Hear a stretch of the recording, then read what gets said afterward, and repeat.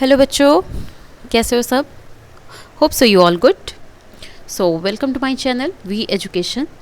अगर आपने मेरे इस चैनल को सब्सक्राइब नहीं किया है तो इसे सब्सक्राइब कर लो। और आज से हम स्टार्ट करने जा रहे हैं क्लास 10th के सारे सब्जेक्ट की series. That means science, math, SST, सारे सब्जेक्ट यहाँ पर होंगे क्रिस्टल क्लियर। तो मेरे चैनल को सब्सक्राइब करो। और आज से स्टार्ट करने जा रहे हैं हम साइंस का चैप्टर फर्स्ट, इवोल्यूशन। ठीक है, तो कॉपी पेन निकाल लो और लेक्चर सुनना स्टार्ट करो।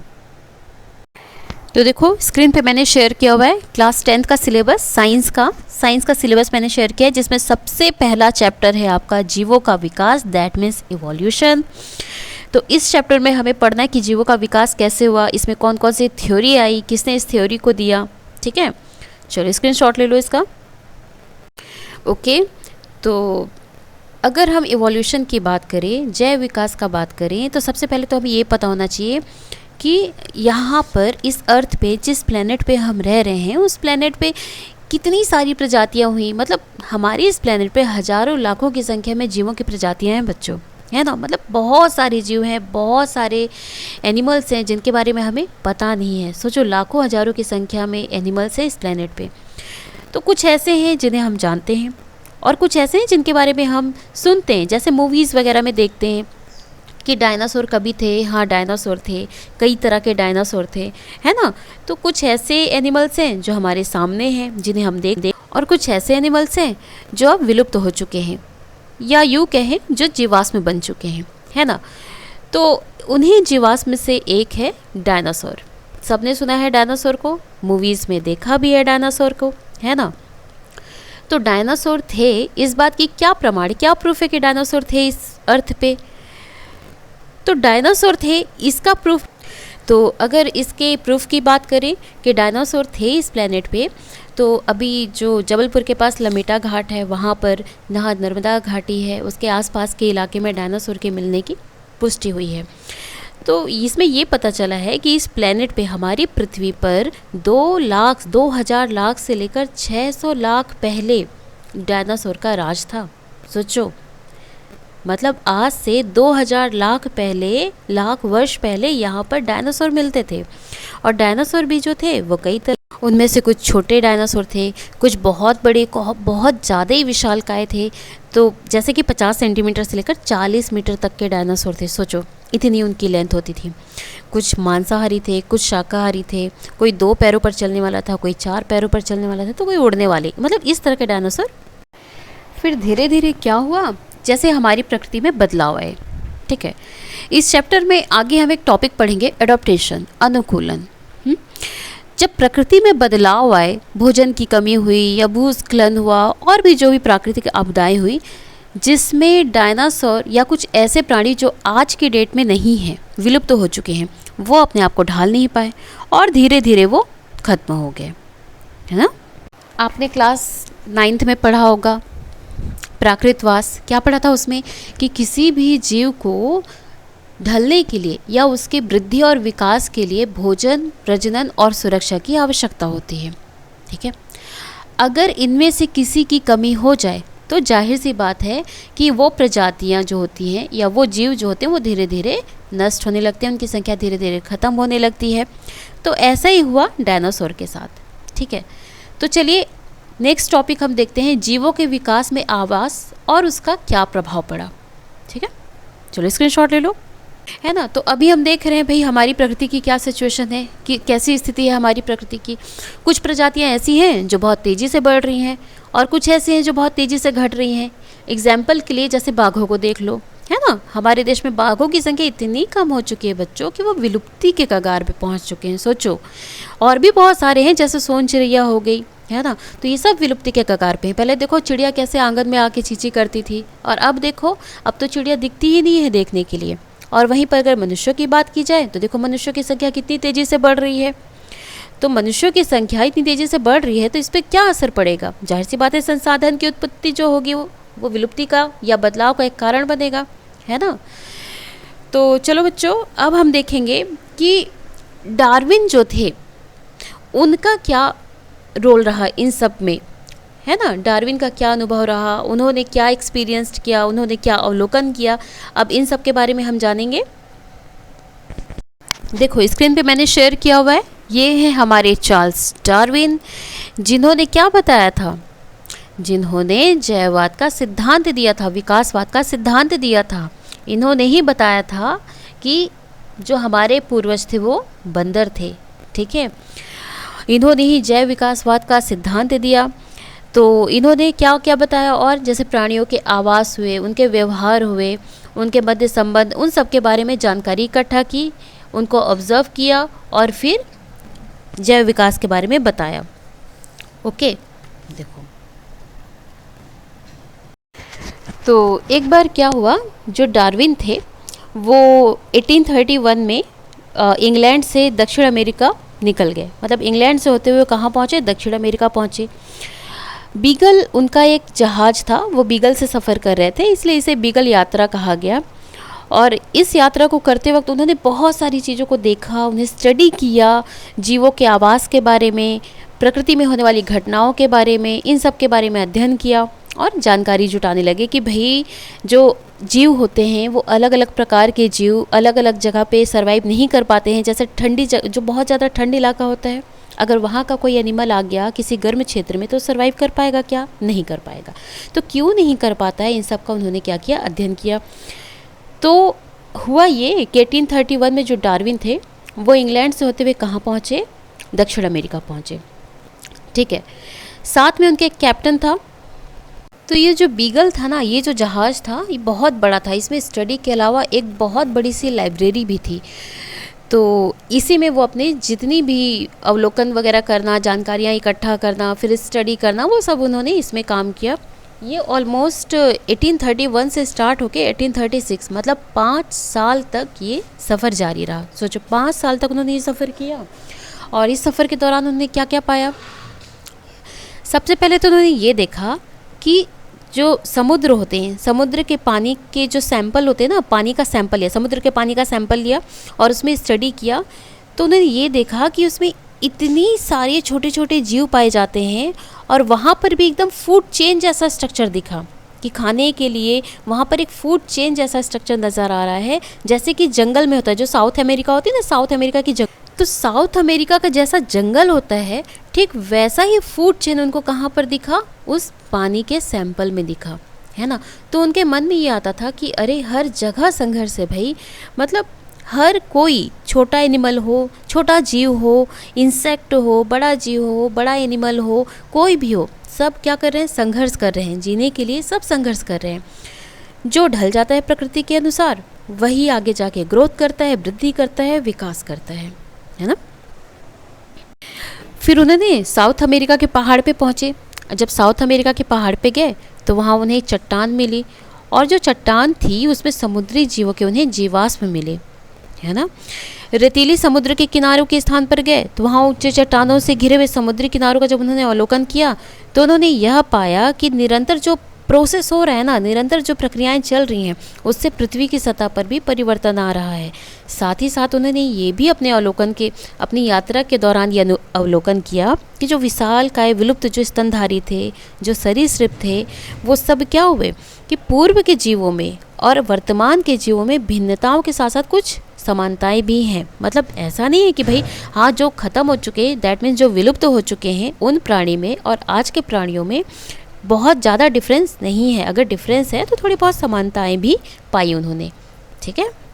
चलो इसका स्क्रीनशॉट ले लो, हो गया। अब हम आते हैं चयन और विकास पे। हेडिंग लगा लो, चयन और विकास। ओके, तो नेक्स्ट टॉपिक है हमारा चयन और विकास, that means selection and evolution.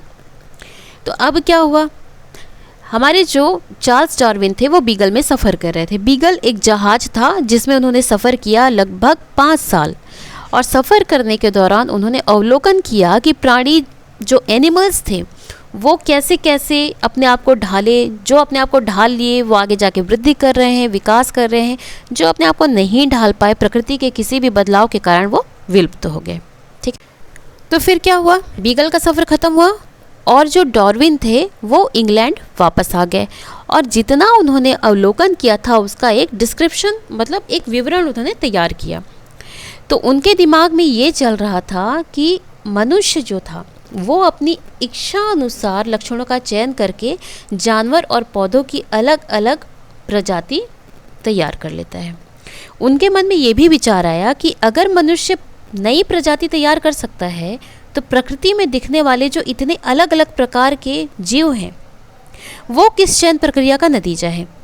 ठीक है, तो भाई अब यहाँ पर क्वेश्चन ये आता है कि मनुष्य द्वारा पसंदीदा लक्षणों का चुनाव कर जीव उत्पन्न करने की प्रक्रिया को क्या कहा जाता है? बेटा ये आप बताओगे कमेंट बॉक्स पे। ठीक है, तो डार्विन ने यहाँ पर दो सिलेक्शन यहाँ पर दो उन्होंने बताया। एक होता है आर्टिफिशियल सिलेक्शन और दूसरा होता है नेचुरल सिलेक्शन। आर्टिफिशियल सिलेक्शन मतलब कृत्रिम चयन, जहाँ पर मनुष्य अपनी इच्छा अनुसार लक्षणों का चयन करता है और जानवर और पौधों की अलग अलग प्रजाति को तैयार करता है, वो है कृत्रिम चयन।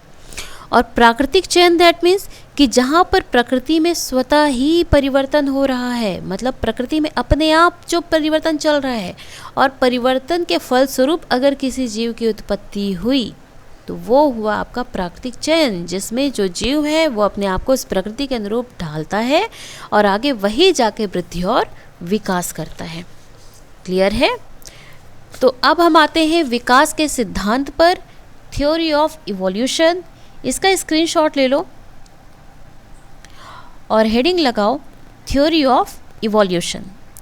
अच्छा, ये जो डार्विन ने जिस तरह से रूल्स दिए, मतलब जो उन्होंने अवलोकन किया और उस आधार पर उन्होंने जो रूल्स दिए, ठीक है, उन्होंने एक पुस्तक लिखी थी अपने जैव विकास के सिद्धांत को प्रतिपादित करने के लिए। डार्विन ने एक बुक लिखी थी on the origin of species by natural selection, उन्होंने ये बुक लिखी थी। ठीक है, तो उसमें उन्होंने बताया कि भाई जैसे कि उन्होंने क्या कहा कि हमारे पूर्वज जो थे बंदर थे, तो यहाँ पर ना बहुत सारे क्रिटिसिज्म किया गया, उनको बहुत ज़्यादा क्रिटिसाइज़ किया गया इस चीज़ के लिए। चलो इसी टॉपिक पे हम है ना, तो इस थ्योरी पे ना बहुत सारे लोगों ने उन्हें क्रिटिसाइज़ किया। ओके, जैसे देखो इवोल्यूशन थ्योरी में क्या बताया गया कि 3.5 अरब साल पहले बैक्टीरिया आए, फिर बैक्टीरिया से अमीबा बना, अमीबा से छोटे पेड़ पौधे बने और फिर कीड़े मकोड़े और जानवर बने। बट अब ये सोचो कि अमीबा से पेड़ पौधे और जानवर कैसे बन सकते हैं? आगे इस थ्योरी के अनुसार 600 साल पहले पानी के वॉर्म से मैमल्स बने, हैं ना, स्तनधारी जीव बने, फिर मैमल्स के बाद पक्षी बने, फिर मछली बने, फिर रेप्टाइल्स बने। रेप्टाइल्स उभयचर प्राणी बने। उभयचर प्राणी मतलब जो जल में भी रह सकता है और थल में भी रह सकता है, जैसे मेंढक वगैरह हो गया। तो 70 मिलियन साल पहले सबसे पहले प्राइमेट्स बने। प्राइमेट्स मतलब चूहे जो फल खाते थे। 40 साल पहले प्राइमेट से बंदर बने और 20 मिलियन साल पहले बंदर से एप बने और 8 मिलियन साल पहले गोरिल्ला बने। तो अब यहाँ पर सोचने वाली बात ये आई कि होमो इरेक्टस मतलब human being, erectus that means कि जिनकी पीठ सीधी और जो खड़े होकर चलते हैं, है ना। कहने का मतलब कि इवोल्यूशन थ्योरी की अगर बात करें तो 15 लाख से 3 लाख साल पहले होमो इरेक्टस नाम के प्राणी बने और 4 लाख से 2.5 लाख साल पहले होमो सेपियंस मतलब हम सब आए, है ना। इंसान क्या है इसका साइंटिफिक नेम? होमो सेपियंस। तो हम कब आए यहाँ? मनुष्य कब आया? 4 लाख से 2.5 साल, सोचो 2.5 लाख साल पहले होमो सेपियंस बने, मतलब 1 लाख साल पहले आज का आधुनिक इंसान एशिया और अफ्रीका में था।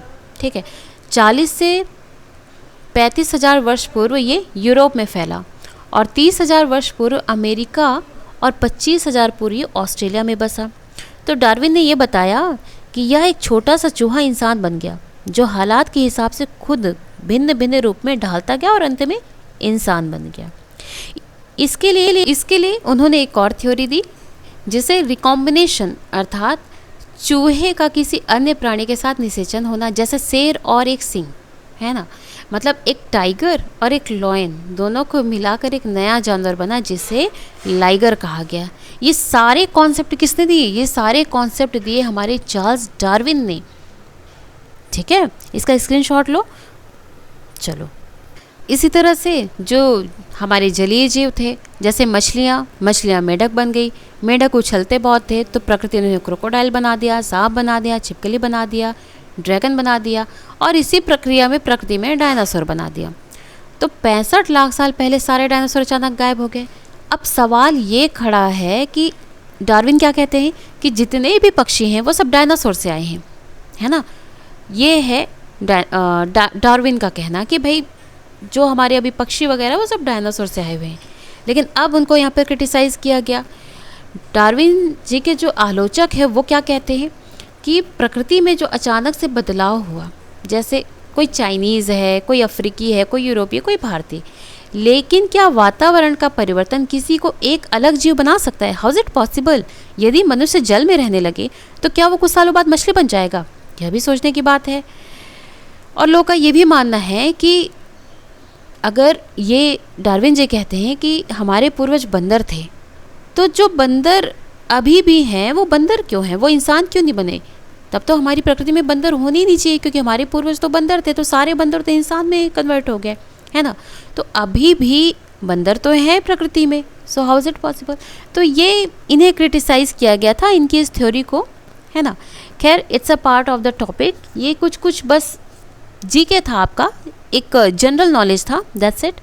10th के सिलेबस में ये टॉपिक नहीं है, सिर्फ आपको एक इन्फॉर्मेशन दी गई है। तो नेक्स्ट आपका जो टॉपिक है 10th का, चैप्टर 1 का सबसे इम्पॉर्टेंट टॉपिक, वो है थ्योरी ऑफ इवोल्यूशन। तो हेडिंग लगाओ विकास के सिद्धांत। तो अपनी यात्रा के अवलोकन के पश्चात उन्होंने कई प्रमाण इकट्ठा किए, और बाद में उन्होंने ये निष्कर्ष निकाला कि जीवों में विविधता पाई जाती है। मतलब अगर अलग अलग प्रकार के जीव हैं तो उनके जीने की क्षमता में भी थोड़े बहुत अंतर पाए जाते हैं, है ना। जैसे कोई बहुत कम टाइम के लिए जीता है, कोई बहुत लंबे समय के लिए जीता है। तो इनके लाइफ टाइम के बारे में इन्होंने निष्कर्ष निकाला।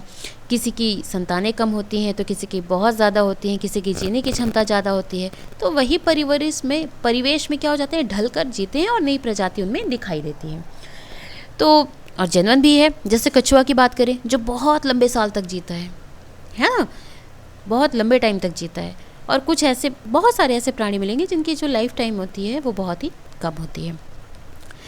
उसके बाद उन्होंने ये बताया कि विश्व में जो प्रजातियों की रचना है वो एक झटके में नहीं हुई है, बल्कि पहले से मौजूद प्रजातियों से हुई। जो अभी थोड़ी देर पहले मैंने आपको बताया था ना कि भाई मछलियाँ हुई वो पानी में, फिर उनसे मेंढक आए, फिर उससे रेप्टाइल्स, मतलब इस तरह से जो निष्कर्ष उन्होंने निकाला उसके बेस। तो उन्होंने क्या बताया कि कोई भी प्रजाति ना अचानक से नहीं पैदा हो गई है, जो पहले से प्रेजेंट थी, जो पहले से मौजूद थी, उन्हीं से बनी है नई प्रजातियाँ, ठीक है।